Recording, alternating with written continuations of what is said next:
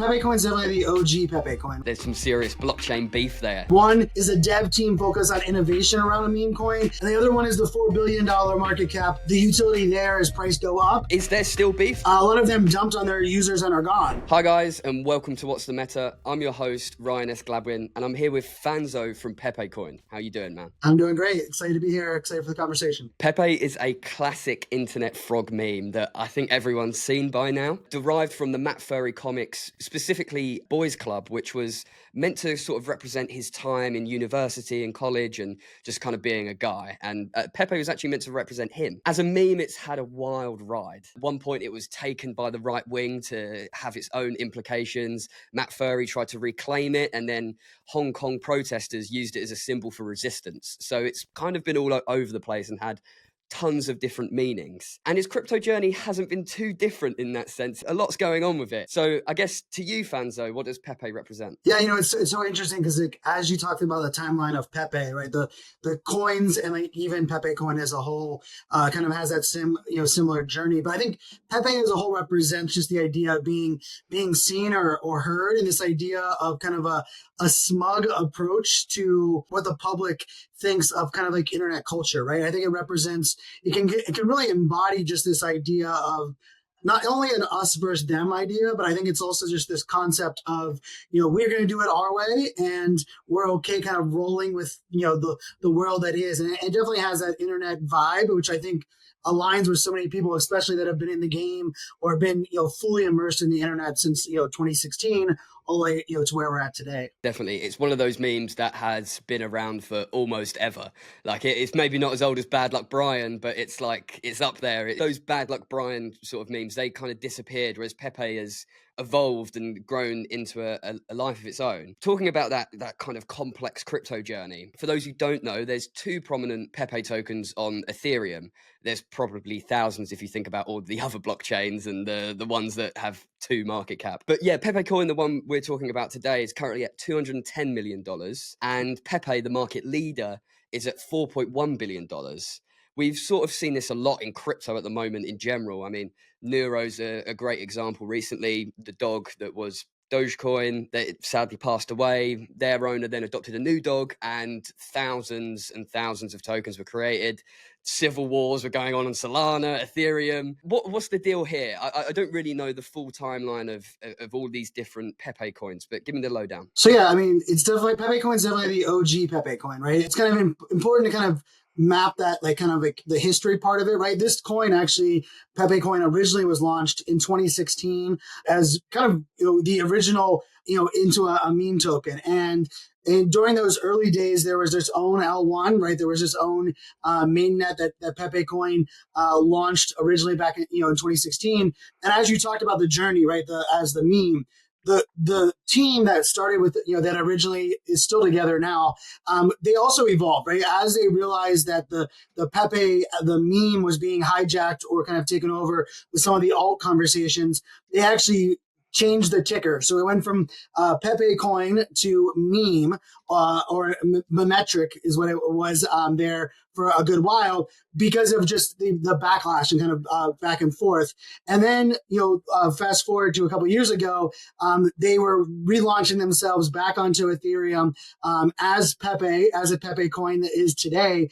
And during that same week, the logo, the name, was front run by somebody that had connections to the dev team, which is now the other Pepe, right? And so the other Pepe, it does exist, and hat tip for it being kind of taking off and being a market leader and ultimately taking meme coins to a very high, kind of notification or awareness in the space.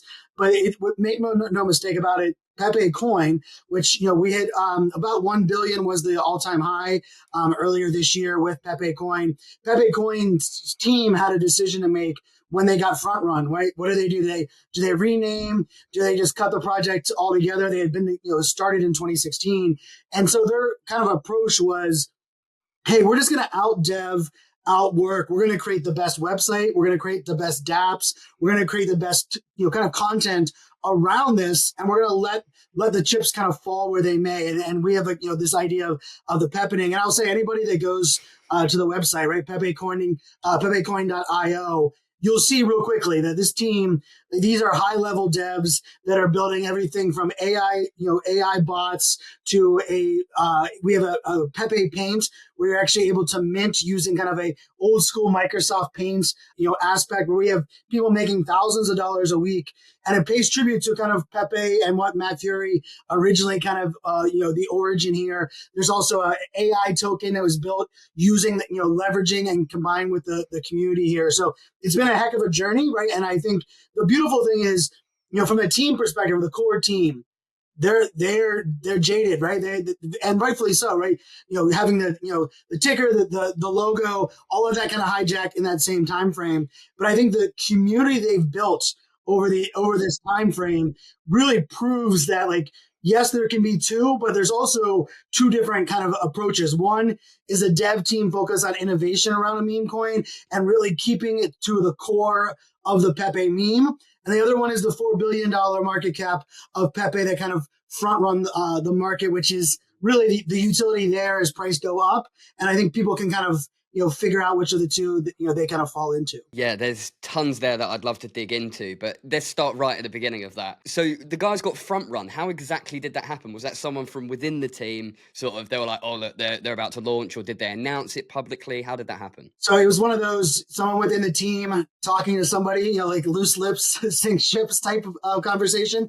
I think it was also, they had garnered a lot of momentum on crypto Twitter, right? Within, Twitter spaces. And the conversation was, hey, this OG team that had already launched Pepecoin is going to relaunch Pepecoin, right? So that there was, it not only was it front run, but if you're looking at it from like, hey, we can predict the future to the past. It's like this coin was launched in 2016. They changed the ticker. Now with Pepe, the meme itself coming back to its origin, it almost kind of put itself out there as like, hey, this makes a lot of sense. And unfortunately, everything from the logo to the actual name, even within the contract, there's some things in there that were hijacked directly from one to the other. And I think, unfortunately, that's the crypto space we live in, right? I think for me, like there are people on the team that definitely have a much more jaded look at it. I kind of look at it as like, sometimes that's just the world we live in this decentralized dog eat dog world. But I do think that also gives extra motivation to be like, are you going to reward the innovators and the ones that have been there since 2016? And how does that look over a longer period of time? Yeah, I can imagine that people would be jaded. There's some serious blockchain beef there, I guess you could call it. But yeah, tell me a little bit about that layer one that they originally launched in 2016.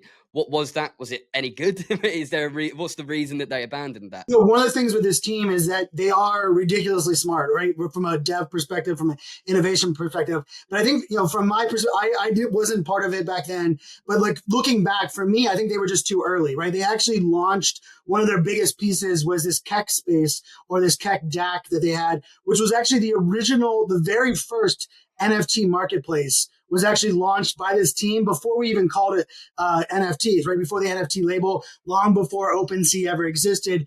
And I think part of it was the space wasn't ready for it, right? We know how this space works, right? There's a lot of innovation. So that original blockchain, being able to, a mineable blockchain, it also, Ethereum was a different world back then, right? This is, pre a lot of the Ethereum changes. And so they were kind of standing on their own, launching dApps, kind of innovating around both art as well as kind of that NFT marketplace appearance. And then they kind of shifted into the meme piece of it. But that was their big part is that, if you look at some of the track record and even some of the dApps that they have now, they're ultimately able to leverage some of the things that they already built back then that were too early for its time and kind of reinvent them now for kind of where we're going moving forward. But yeah, it's definitely interesting. Like I didn't know crypto was a thing in 2016, right? So like for me, it's kind of wild that this team was innovating and building. I was a blockchain maxi. I was not a crypto maxi, right? So for me, I was all in on the blockchain and where it was going. But it's really interesting that this team was that forward thinking then,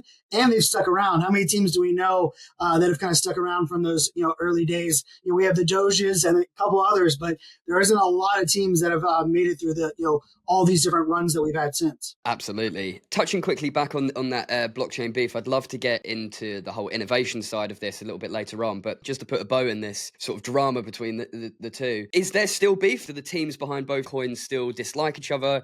Do they ever make contact?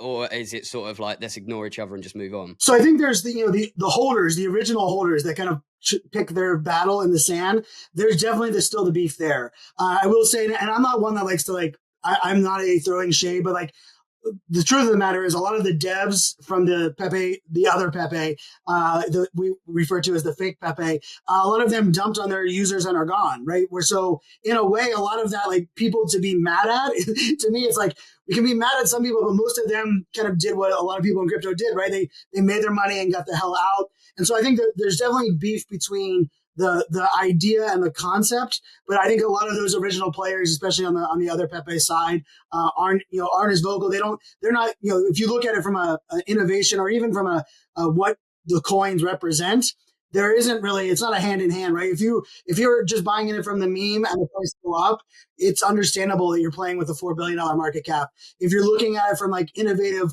true culture and community, you're kind of playing on this side. So definitely still beef. I think the check mark or the mark on a lot of the Pepe coin holders is, when does the pepening happening? When do we flip the other Pepe? And so that's definitely a motivator. But I believe we have multiple dog coins.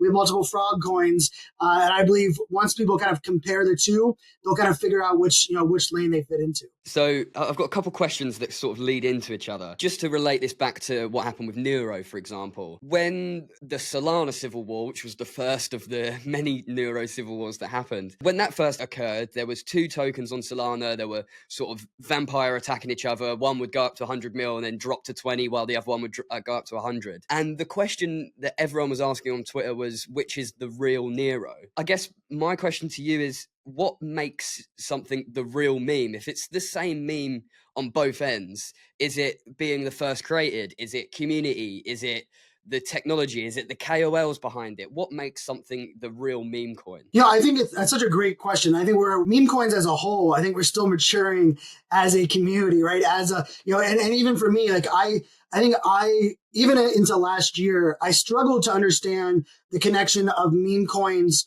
to the crypto, like the greater crypto space. I'm, bullish on NFTs, bullish on, a lot of the alts or a lot of the majors.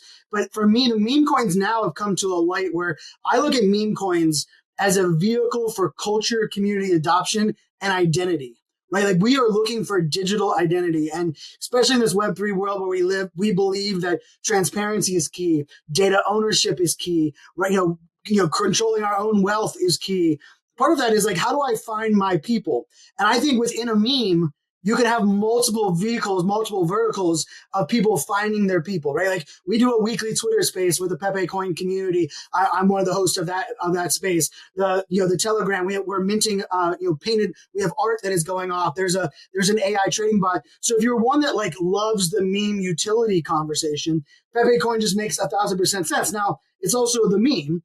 But I think there's kind of multiple verticals that we can see in there. And I think that's part of the maturity of the space, is we have to recognize, and I think the part of it is also is it's key to be less confusing, right? Like I don't ever make a claim. I never use the ticker Pepe, right? I use the ticker Pepe coin, and we're very kind of separating in that side. And I think Nero, for example, was one of those ones where, and we're seeing it even right now on my feed with a couple of these newest AI ones that pop up. They're almost confusing because that's the only way that they can find value or they can spark the kind of the upward trend. But this team's been around since 2016. They've proven they're not going anywhere. And I think the beautiful thing is you just have to kind of bank yourself on which of these memes and the teams do I believe the most in. And I think there can be multiple ones. And the cool part about memes is like no one technically owns a meme, right? So like it's hard for us to say like just one person should own it. But if you respect the OG nature and you don't want to reward people that are stealing from others, there's also that component that comes into play with this as well. Yeah, and in reference to, you called it the peppening, right? Like, as in flipping market cap. Okay, cool. So in the Nero space, with all those civil wars, it's kind of hard to do that with Nero nippling. Doesn't quite work. But the amount of times that one Nero flipped another one I've lost count at this point. if I'm Right. honest. The Solana ones did it 4, 5, 6 times.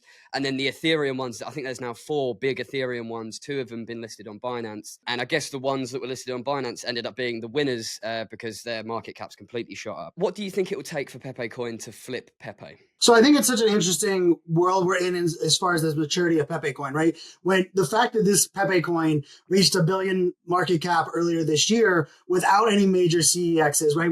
With kind of that narrative of like, well, we know that one Pepe has a multiple billions of market cap. For me, I think part of it is an education, but I also think it's a shift, and we're seeing that shift right now. Is the question we have to start to ask ourselves is what meme coins are going to survive the bull and the bears of the future, right? And it's been a struggle. If you look at the past trends, not many meme coins or not many coins that were not the majors have survived multiple cycles. And I think the key aspect of that is, for the peppening is as people kind of break down what they want and how they convey value. I think value ultimately says, what are people delivering? How do we people align around it? And like, is it just number of holders or which CEX decided to reward which token? And so for me, I think it's kind of like that bigger picture of as these things are going. I will also say there's a burn mechanic within Pepecoin that was just activated within the last couple of weeks where you burn Pepecoin to earn a AI token, which is the base token. So the total circulation is going to be drastically shrinking on the Pepecoin side, which is also going to make this token a little bit more rare as we move forward. So a combination of not only the utility but the education and the idea: are you going to bet on a team where previously their devs have dumped on them, or a team that's been around since 2016?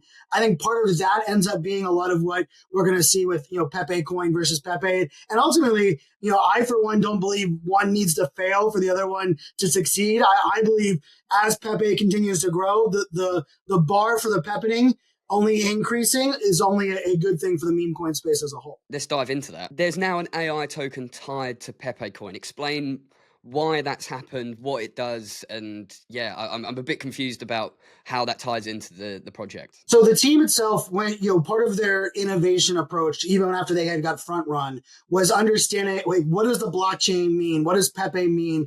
And this idea of privacy, digital ownership, and the fact that they already launched a layer 1 meant a lot to the team, right? How do we connect these dots? But they also understood that meme coins can be the vehicle for technology adoption. And I'm like, that's where I came on board, is because I'm bullish on, if you look at Apple, right? The cult of Apple. I'm a Guy Kawasaki fan, and he kind of helped side by side with Steve Jobs to create the cult that is Apple today. But if you think about it, what do those cults or these communities from a technology adoption perspective look like in Web3? I think NFTs are a beautiful example of it.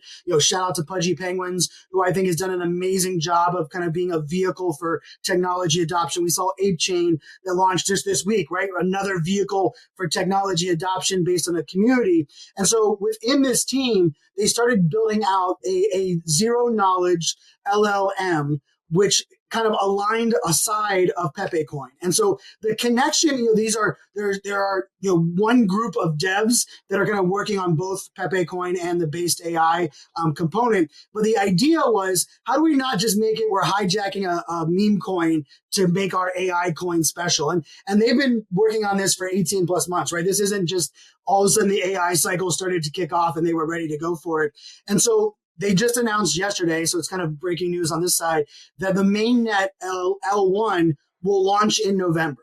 So the L1 will launch in November, and it is a zero knowledge, privacy enabled, AI, which is, I think, is a really exciting time for those that want to own your own prompts. That's kind of the messaging here. And so the connection between the meme coin and or the rewarding of the meme coin to the AI is that you can actually burn your Pepe coin to earn what are called brain credits. And those brain credits allow you to own a subnet within the AI layer 1 mainnet that is launching next week. So the two are going to continue to innovate, right? Pepecoin is not going away. That team is still dropping. They have the Keck bot, which is an AI trading bot that is using AI to actually train and be able to start training meme coins. So there's the two kind of separate tokens. But the beautiful thing is we have a beautiful culture and community around Pepecoin that is also being able to be rewarded in the AI side of the house as well. And that also is another vehicle that kind of makes this unique. But the two teams are innovating, putting out some new things. And there's a 2D space coming out on the Pepecoin side. There's the innovation side is the foundation of both of them, and based being the AI innovation and Pepecoin being the meme coin innovation. Yeah, this podcast won't be coming out for a couple of weeks, so that AI is likely out by now for There we the go. audience watching. So it'll be interesting to see how that has evolved by that point. You mentioned community there, and it's something, in my opinion, community is the most important part when it comes to meme coins. So tell me a little bit about the Pepecoin community. Why are they particularly unique? Yeah, so it's funny. So my full-time gig is I'm a professional speaker, right? So I speak on stages around the world. That's what I've been doing. I've been to 76 countries, mostly around emerging technology adoption. And one of my talks is that I believe community is the future of business, right? I really truly at its core believe business as we continue to grow, as we continue to evolve, even as AI continues to evolve, community is vital in that conversation. And I think the beautiful thing in this community with OG Pepecoin is that there are people that are there for the meme. There are artists that are there to create art and be able to monetize. Many of them are making a living now, creating their art and minting it using Pepe OS on pepecoin.io. And there are people there for the innovation around a meme coin. There are people there that were brought in via the AI. And so this culture, which I think is a beautiful example of kind of the internet culture as a whole, has many spokes of entry points. But I think the core comes down to that smug Pepe that you started the interview off with, right? This idea of we want to control our own things. We believe in privacy. We believe in transparency. We believe in what the blockchain has to offer. And I think I have to give a big shout out to this community because as the thing with innovation is the only thing you can guarantee with innovation and technology is that something will go wrong, right? Some tech will not work, some deployment will not work.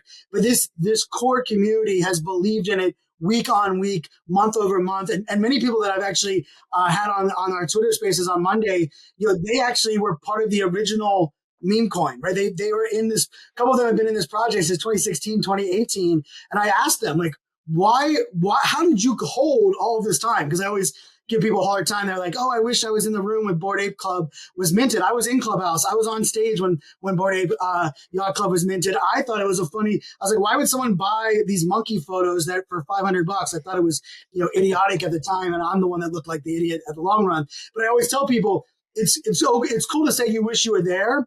I think it's more impressive for those that have actually held on all over a period of time. And so when I interview people that have been holding this token since 2018 with this team, they say it's because of the core members, the dev and the team shrinks that distance. They're active in the Telegram. They're very aware of what's going on. And at their core, they're not going to let anyone tell them what to do. Just even if they're front run, it doesn't matter that the front run. They're not going to change their ethos. They're going to out dev, outwork. And so that's part of where this community, I think, is really based around resilience. And it connects back to that smug frog that is kind of representing and kind of bonding everybody together. At any point, have you had contact with Matt Furry, the original creator of Pepe? So there's been some reaching out and kind of connecting of the dots. I was lucky enough to kind of connect. We were at the same event, kind of not really pitching a meme coin, but more of just the appreciation for what he represents. And I know he's aware of Pepe Paint. When Beeple did Beeple's Pepe event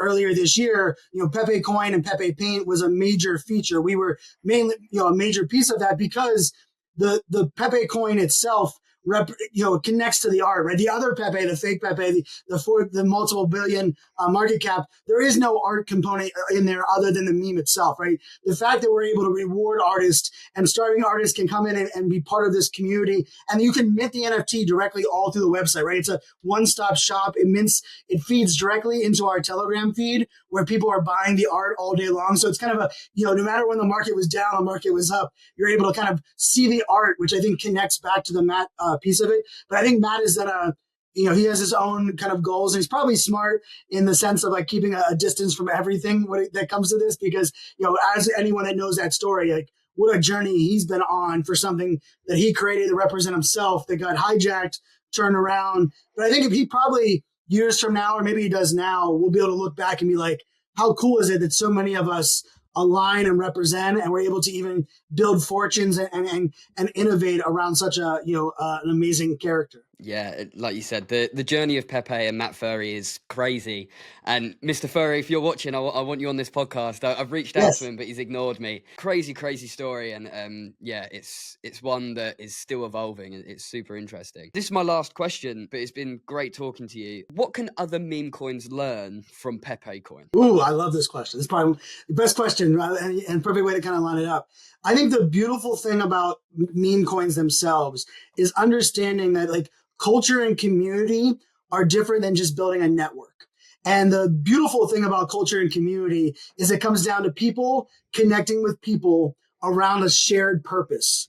And so like my thing for people is like, when it comes to meme coins, they need to have a purpose. They need to have a mission, because if they don't, as things get tough or as people come and go, right? As the Jeters jeet, as a whale dumps, that's where meme coins fraction and disappear. If you are a network, you're only as strong as the people. If you're a meme coin built on culture, you're as strong as the purpose. And that purpose will never fade. That purpose will not disappear if a whale disappears or if a bunch of people cheat. And I think, to me, that's the lesson of Pepecoin, is that purpose, that mission of Pepecoin from 2016 to changing the ticker to being a hijacked and relaunched to launching where they're at right now. That core purpose has never wavered. And if you can build a meme coin community around a key purpose, you have a lot less worrying about cheating and whales, and you have a lot more to build upon long term. Fanzo, thank you so much for joining me. Thank you for having me.